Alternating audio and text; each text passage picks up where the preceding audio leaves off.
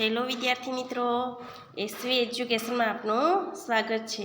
આજે આપણે ધોરણ 8 સામાજિક વિજ્ઞાન વિષયમાં પાઠ નંબર 1 ભારતમાં યુરોપિયનો અને અંગ્રેજી શાસનની સ્થાપના પાઠનો પાઠ નંબર 1નો અભ્યાસ કરીશું। તો સદીઓથી ભારતમાં વિશ્વભરમાંથી પ્રજાતિઓ એટલે કે અલગ અલગ જાતિના લોકો, વેપારીઓ અને યાત્રીઓ આવતા રહ્યા છે। કે સદીઓથી આપણા દેશમાં વિશ્વના દેશોમાંથી અલગ અલગ જાતિના લોકો, વેપારીઓ વેપાર કરવા માટે આવે છે અને યાત્રીઓ આવે છે। ભારત હંમેશા વિશ્વના આકર્ષણનું કેન્દ્ર રહ્યું છે। તેના કારણોમાં મુખ્યત્વે ભારતની આર્થિક સમૃદ્ધિ રહેલી છે કે વિશ્વના લોકો આપણા ભારતની અંદર આકર્ષાઈને ભારત દેશમાં આવે છે। તો કે એનું મુખ્ય કારણ શું છે? તો કે આપણા ભારતની આર્થિક સમૃદ્ધિને કારણે તેઓ આકર્ષાઈને આપણા દેશમાં આવે છે। પ્રાચીન કાળથી એટલે કે હડપ્પીય સભ્યતાથી વિશ્વના વિભિન્ન ભાગો સાથે ભારતનો વાણિજ્યિક એટલે કે વેપારિક અને સાંસ્કૃતિક સંબંધો રહ્યો છે। કે પ્રાચીન કાળથી જ વિશ્વના દેશોનો આપણા દેશ સાથે વેપારિક અને સાંસ્કૃતિક સંબંધો રહ્યા છે। ઈસવીસનની 15મી સદીમાં યુરોપમાં નોંધપાત્ર સામાજિક અને ધાર્મિક પરિવર્તનો થયા, જેને આપણે નવજાગૃતિ તરીકે ઓળખીએ છીએ। કઈ સદીમાં? ઈસવીસનની 15મી સદીમાં યુરોપના દેશોમાં નોંધપાત્ર રીતે સામાજિક અને ધાર્મિક પરિવર્તનો થયા, તેને આપણે નવજાગૃતિ તરીકે ઓળખીએ છીએ। આ નવજાગૃતિ કાળને અને ભારતના ઇતિહાસને કોઈ સંબંધ ખરો? તો આ કારણ તપાસવા આપણે ભારતમાં 15મી સદીથી જ શા માટે યુરોપિયનો આવ્યા તે સમજવાનો પ્રયત્ન કરીશું। તો કે યુરોપિયન પ્રજા આપણા દેશમાં શા માટે આવી તે આપણે આ પાઠમાં ભણીશું। તો ભારતમાં યુરોપિયન પ્રજાઓના આગમન પાછળના કારણો, તો કે કયા કયા કારણસર યુરોપિયન પ્રજા ભારતમાં આવી? તો ઈસવીસન 1453માં તુર્કોએ કોન્સ્ટેન્ટિનોપલ જીતી લીધું। તો ઈસવીસન 1453માં તુર્ક મુસ્લિમોએ ખ્રિસ્તીઓ પાસેથી કોન્સ્ટેન્ટિનોપલ જીતી લીધું, જેથી કરીને ભારત અને યુરોપ વચ્ચેના વેપારના માધ્યમનું તે મુખ્ય મથક હતું। કે પહેલાંના સમયમાં ભારતમાંથી વસ્તુઓ યુરોપના દેશોમાં લઈ જવામાં આવતી હતી। ત્યાં મધ્યમાં કોન્સ્ટેન્ટિનોપલ આવેલું હતું, પરંતુ ઈસવીસન 1453માં કોન્સ્ટેન્ટિનોપલ તુર્ક મુસ્લિમોએ જીતી લીધું। તો તુર્કોએ કોન્સ્ટેન્ટિનોપલ જીતી લેતા યુરોપમાં અને વિશ્વના પશ્ચિમના દેશોમાં ભારતનો માલ જતો બંધ થઈ ગયો। કે વચ્ચે કેન્દ્રની અંદર જે કોન્સ્ટેન્ટિનોપલ આવતું હતું એ તુર્કોએ જીતી લેતા જે માલ લઈ જવામાં આવતો હતો યુરોપથી પશ્ચિમના દેશોમાં, આપણા દેશમાંથી યુરોપના દેશોમાં જે માલ લઈ જવામાં આવતો હતો એ રસ્તો બંધ થઈ ગયો। યુરોપવાસીઓને ભારતના મરી મસાલાની તાતી જરૂરિયાત રહેતી, કે યુરોપના દેશોના લોકોને ભારતના મરી મસાલાની ખૂબ જરૂરિયાત હતી। તે વસ્તુઓ મળતી એમને બંધ થઈ ગઈ। કે કયા કારણસર એમને મળતી વસ્તુઓ બંધ થઈ ગઈ? કે તુર્ક મુસ્લિમોએ ઈસવીસન 1453માં કોન્સ્ટેન્ટિનોપલ જીતી લીધું, જેથી કરીને ભારતથી યુરોપના દેશોમાં જે માલ લઈ જવામાં આવતો હતો એ રસ્તો બંધ થઈ ગયો। ભારતમાંથી સુતરાઉ કાપડ, રેશમી કાપડ, મરી મસાલા, તેજાના, ગળી, સુરોખાર, ઇમારતી લાકડા, અફીણ બહુ જ મોટા પ્રમાણમાં યુરોપમાં નિકાસ થતા તો એ સમયે આપણા દેશમાંથી સુતરાઉ કાપડ છે, રેશમી કાપડ, મરી મસાલા, તેજાના, ગળી, સુરોખાર, ઇમારતી લાકડા અને અફીણ જેવી વસ્તુઓ આપણા દેશમાંથી યુરોપમાં મોટા પ્રમાણમાં લઈ જવામાં આવતું હતું. યુરોપની પ્રજા મહાન અંશે માંસાહારી હોય માંસને સાચવવા માટે ભારતીય મરી મસાલાની એમને ખૂબ આવશ્યકતા હતી. વળી સુતરાઉ કાપડ પણ એટલું જ આવશ્યક હતું કે યુરોપની પ્રજા મોટા ભાગે માંસાહારી હોય તેમને આ માંસને સાચવવા માટે મરી મસાલાની જરૂરિયાત પડતી અને સુતરાઉ કાપડ પણ એમને માટે એટલું જ આવશ્યક હતું. પરિણામે યુરોપિયન પ્રજાએ જમીન માર્ગે થતો વેપાર બંધ થતાં નવા જળમાર્ગો શોધીને ભારત સુધી પહોંચવાનો પ્રયત્ન કર્યો. કે યુરોપના જે દેશવાસીઓ હતા એમને ભારતના મરી મસાલા, તેજાના, ગળી, સુરોખાર, ઇમારતી લાકડા, અફીણ જેવી વસ્તુઓની ખૂબ આવશ્યકતા હતી. તેના વિના એમને ચાલી શકે તેમ હતું નહીં. પરંતુ ઈસવીસન 1453માં તુર્કોએ કોન્સ્ટેન્ટિનોપલ જીતી લીધું, જેથી કરીને ભારતથી યુરોપ વચ્ચેનો જે માર્ગ હતો એ બંધ થઈ ગયો અને જેથી કરીને યુરોપિયન પ્રજાને જમીન માર્ગે થતો વેપાર બંધ થતાં નવો જળમાર્ગ શોધવાની જરૂરિયાત ઊભી થઈ. અહીંયા તમે નકશામાં જોઈ શકો છો કે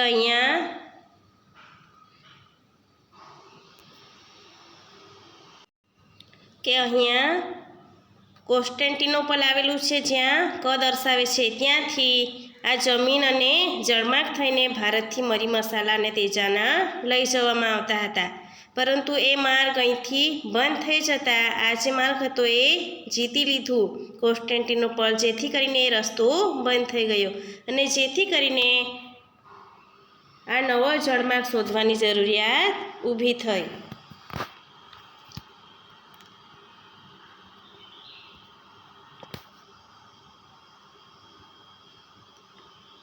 ભારતમાં યુરોપિયન પ્રજાનું આગમન. આપણે ઉપર જોયું તેમ ભારતમાં યુરોપિયનોનું આવવાનું કારણ વેપાર હતું. કે મુખ્ય કારણ કયું હતું? તે વેપાર કરવા માટે યુરોપિયન પ્રજા ભારતમાં આવી. યુરોપના પોર્ટુગલ, સ્પેન, હોલેન્ડ જેવા રાષ્ટ્રોએ ભારત આવવાનો જળમાર્ગ શોધવા માટે કમર કસી એટલે કે પ્રયત્ન કર્યા.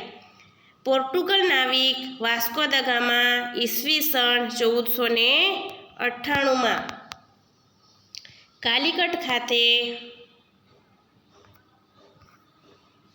આવી પહોંચ્યો.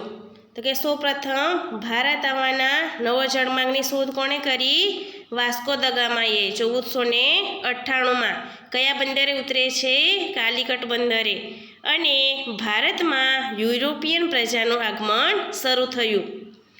તેણે પોર્ટુગલથી આફ્રિકા અને આફ્રિકાથી ભારત આવવાનો નવો જળમાર્ગ શોધી કાઢ્યો.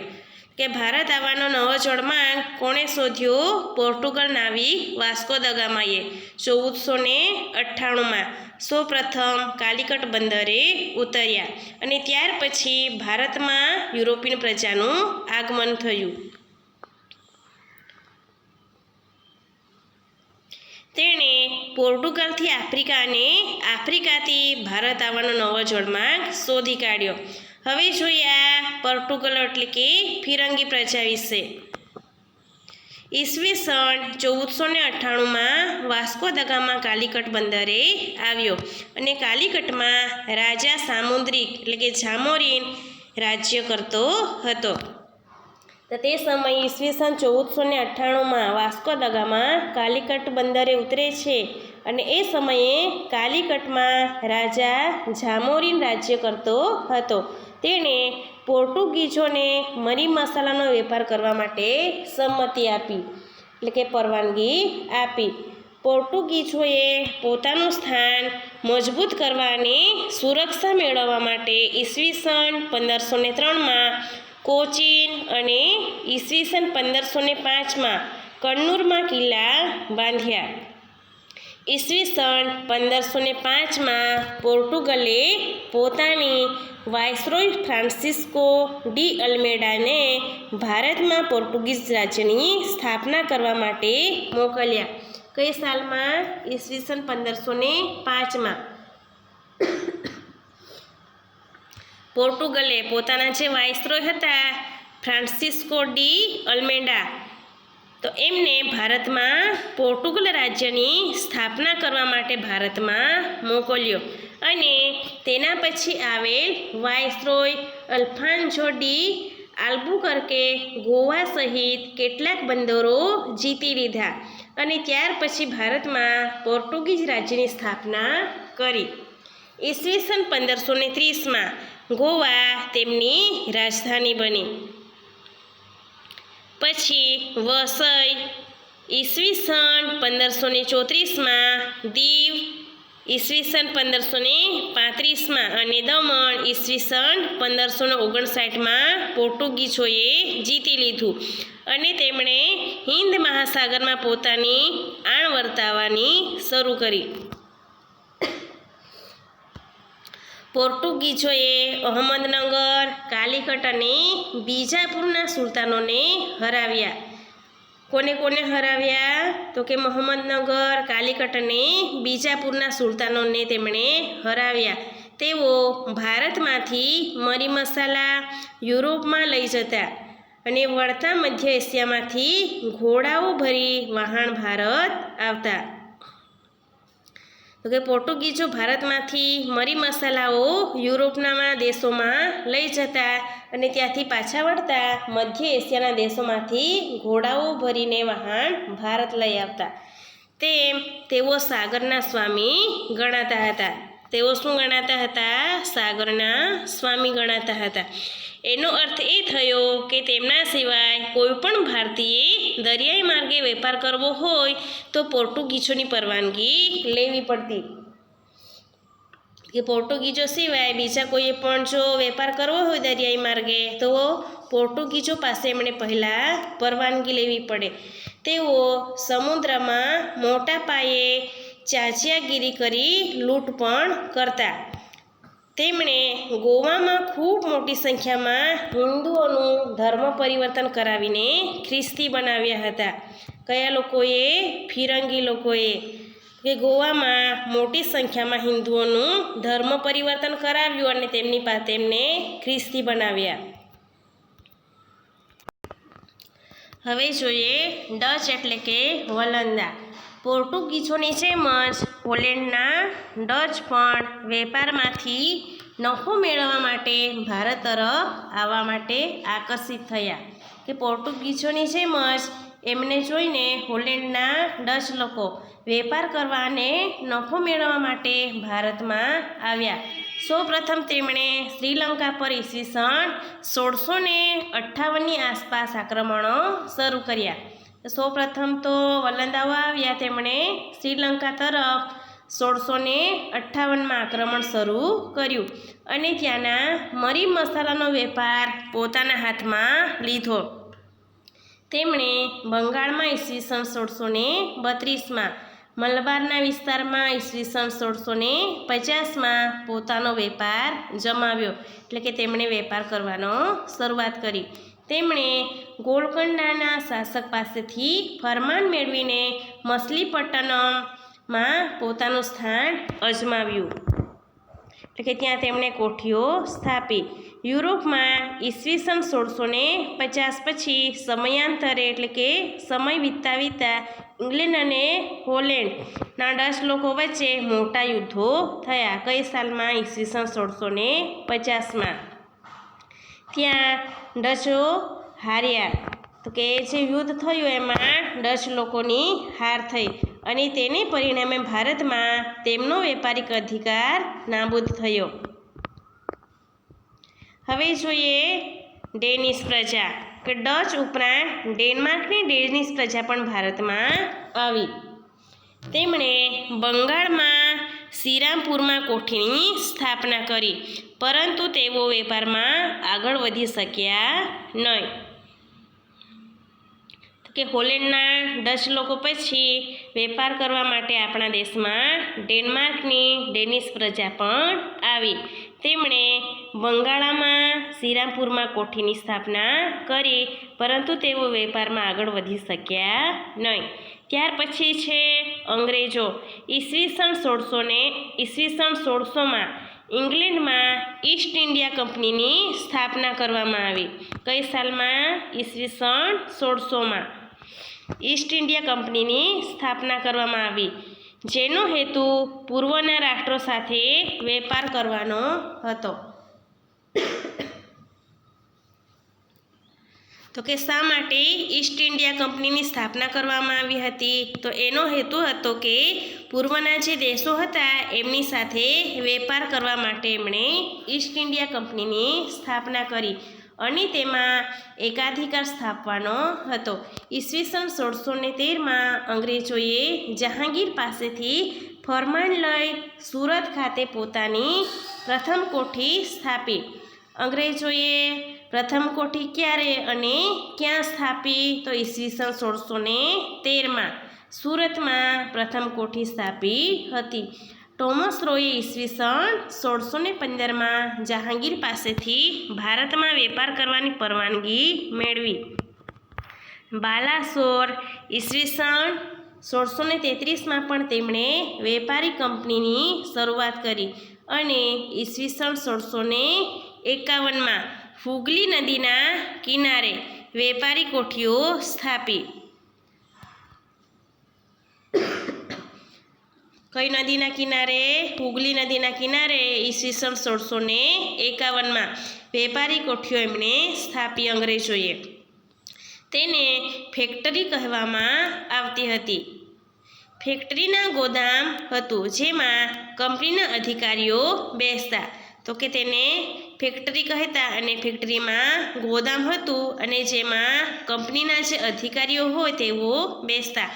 નિકાસ કરવા માટેનો માલ સામાન અહીં રાખવામાં આવતો હતો, કે જે પણ માલ સામાન નિકાસ કરવાનો હોય તેને એ ગોદામમાં રાખવામાં આવતો. પટણામાં કાસિમ બજારની વેપારી કોઠીઓને સ્થાપી તેને ફોર્ટ સેન્ટ જોર્જના નિયંત્રણમાં મૂકવામાં આવી. અંગ્રેજોએ ઈસવીસન 1698માં સુતનતી, કાલીઘાટ અને ગોવિંદપુર નામના 3 ગામોની જમીનદારી મળી. કયા કયા ગામો? સુતનતી, કાલીઘાટ અને ગોવિંદપુર નામના 3 ગામોની જમીનદારી અંગ્રેજોને મળી ઈસવીસન 1698માં. તેમણે કિલ્લેબંધીવાળી નવી વસાહત ઊભી કરી જેને ફોર્ટ વિલિયમ કહેવામાં આવતી. તે આજે કોલકાતા તરીકે ઓળખાય છે. કે અંગ્રેજોએ કિલ્લેબંધીવાળી નવી વસાહત ઊભી કરી જેને ફોર્ટ વિલિયમ કહેવામાં આવતી હતી, જે આજે કયા નામે ઓળખાય છે? જેને આજે આપણે કોલકાતા કહીએ છીએ. હવે આગળ જોઈએ ફ્રેન્ચો. તો કે અંગ્રેજો પછી ફ્રેન્ચો પણ ભારતમાં આવ્યા. ઈસવીસન 1639માં ફ્રેન્ચો માર્ટિન નામના ફ્રેન્ચ અધિકારીએ ચંદ્રગિરિના રાજા પાસેથી મદ્રાસ એટલે કે ચેન્નઈને પટ્ટે લઈ કોઠી સ્થાપી. કઈ સાલમાં? ઈસવીસન 1639માં ફ્રેન્ચોએ માર્ટિન નામની ફ્રેન્ચ અધિકારીને ચંદ્રગિરિના રાજા પાસેથી મદ્રાસમાં પોતાની કોઠી સ્થાપી. ઈસવીસન 1664માં ફ્રેન્ચ ઈસ્ટ ઇન્ડિયા કંપનીની સ્થાપના કરી. ફ્રેન્ચ ઈસ્ટ ઇન્ડિયા કંપનીની સ્થાપના ક્યારે કરી? તો ઈસવીસન 1664માં. ઈસવીસન 1668માં સુરતમાં તેમણે પ્રથમ કોઠી સ્થાપી. તેમનું મુખ્ય મથક મછલીપટ્ટમ હતું. ઈસવીસન 1673માં પોંડિચેરીની સ્થાપના કરી. યુરોપમાં ડચ અને ફ્રેન્ચ રાજ્યો વચ્ચે લડાતા યુદ્ધોની અસર ભારત પર પણ પડી. અંગ્રેજોએ ડચોને ફ્રેન્ચો વિરુદ્ધ સમર્થન આપતા ફ્રેન્ચો પાછા પડ્યા. કે અંગ્રેજો જે હતા તેઓ ડચ લોકોની સાથે હતા, જેથી કરીને ફ્રેન્ચો પાછળ પડી ગયા અને તેમણે ઈસવીસન 1739માં કારિકલ પર અંકુશ સ્થાપી દક્ષિણમાં મોટા પાયે વેપારી પ્રવૃત્તિઓ શરૂ કરી. પરંતુ દક્ષિણમાં એકાધિકાર સ્થાપવાના મુદ્દે ફ્રેન્ચોને અંગ્રેજો સાથે કર્ણાટક વિગ્રહ થયા. કોની સાથે કર્ણાટક વિગ્રહ થયા? અંગ્રેજો સાથે. તેમાં તેમની હાર થઈ અને આ કર્ણાટક વિગ્રહમાં ફ્રેન્ચોની હાર થઈ. ઈસવીસન 1761માં પોંડિચેરી એટલે કે પુંડિચેરીને બાદ કરતા ભારતમાંથી સત્તાવિહીન થઈ ગયા અને પોંડિચેરીમાં પણ તેઓને કિલ્લેબંધી કરવાની મનાઈ કરવામાં આવી.